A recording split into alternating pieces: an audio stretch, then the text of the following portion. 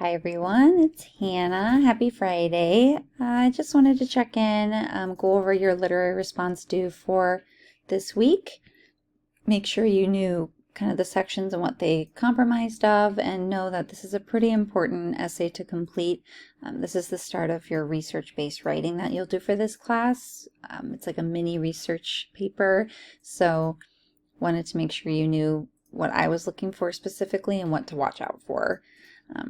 Now, this is a really fun prompt. It's one of my favorites. This is find a famous work of art. Find a famous work of art or a famous photograph, and you're basically going to research the artist and the work itself. And then the second section is you're writing a poem. So it's really great, kind of fun to finish the paper that way.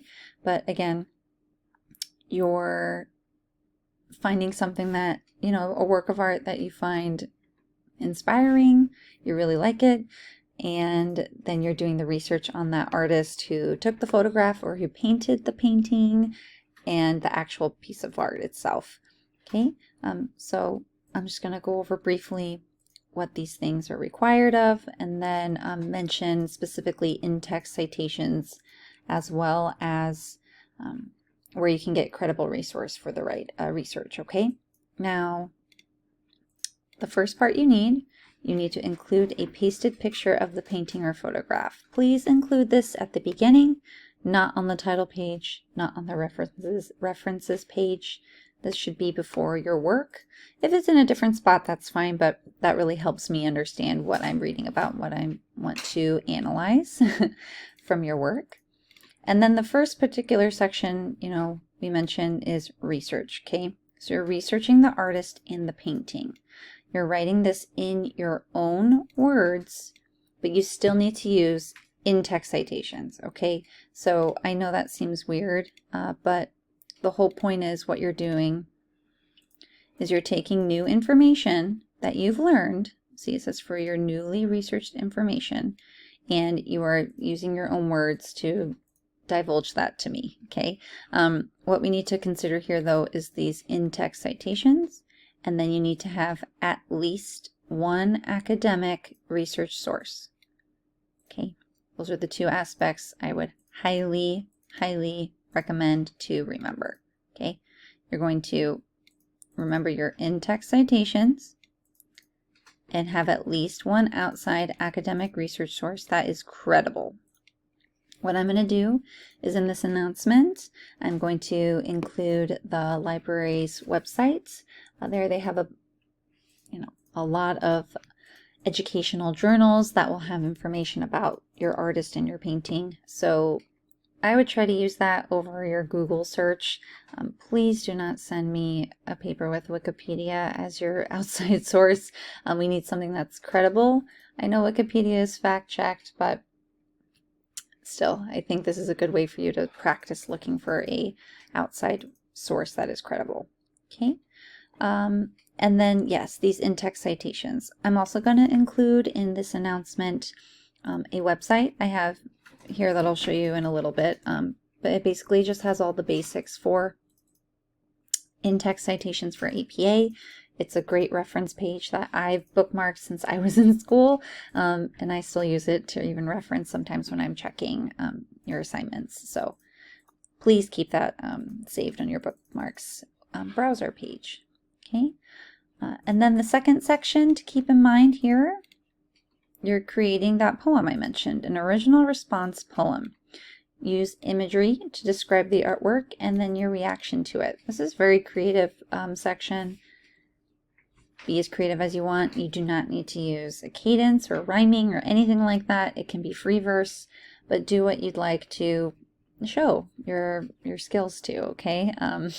Really use that imagery, use creative language. That's a really fun way to be, creative, okay? Now, I'm going to scroll down a little bit here, and you're going to see that the reason I'm being very specific about this is because I have a rubric, but also I just want you to get into looking at the directions carefully. I feel like a lot of us have a lot going on in our lives, but when you're submitting an assignment, very important to follow the directions, okay? So we're trying to be careful about plagiarism in our research section. If you do not put any in-text citations, you will not have a credible paper here, okay?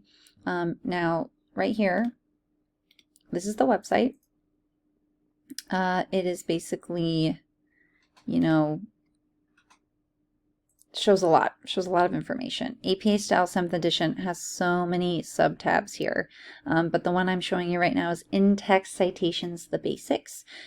Here you're going to, you know, just double check on how to do your in-text citations, but just note, okay, for the most part, you're going to be using the author date in-text citation, okay? So this is an example, Jones, 1998. This is the author's last name and then the publication's year, okay? There are a lot of other ways to include your citation. You can see that here when you're doing specific pages. That's from like a book specifically, but there are a lot of ways to include an in-text citation. So this shows you how to get creative with that. If you do a long quotation, that's included here too. I wouldn't do that for this section, this response, just because it is a mini research paper, but for your longer papers, that could be used. Here, quotations from sources without pages. This is helpful. I mean, really, this is a really nice way to get that information you need if you have any questions about in-text citations, okay? And then going back to the assignment, just a note for your poem. Like I said, there's not really any type of requirements except that it needs to be 14 lines. Anything less than that, I have to take off points. So get creative with that. Use the colorful language like I mentioned, but make sure it at least has 14 distinct lines, not a paragraph. If you want to start a new line, you type your line you have and then just go enter, go down to the next line. So, you know, you can look up some different types of poems and see what they're like, and then you'll know how that looks, okay? Again, very technical requirements are listed here. 2 to 3 pages, please, not including the picture or the title page or references page. So keep that in mind. We got our rubric here at the end. This is exactly how I grade, so you should know what's expected.